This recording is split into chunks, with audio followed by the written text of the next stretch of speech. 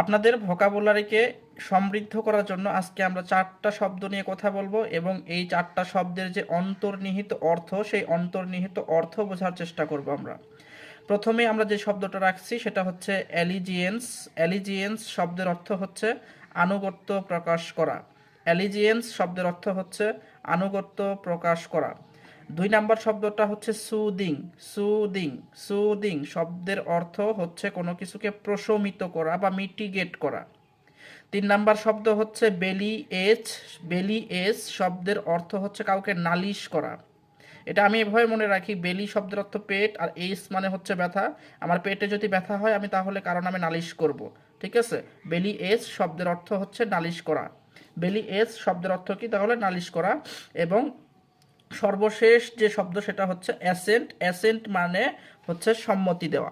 তাহলে আমরা যে 4টা শব্দ শিখছি কি কি সেটা অ্যাসেন্ট মানে সম্মতি দেওয়া, অ্যাসেন্ট মানে সম্মতি দেওয়া, বেলি এস মানে হচ্ছে নালিশ জানানো, অ্যালিজিয়েন্স মানে হচ্ছে আনুগত্য, এবং আরেকটা যেটা আছে এটা আপনারা কমেন্টে জানায় দেন।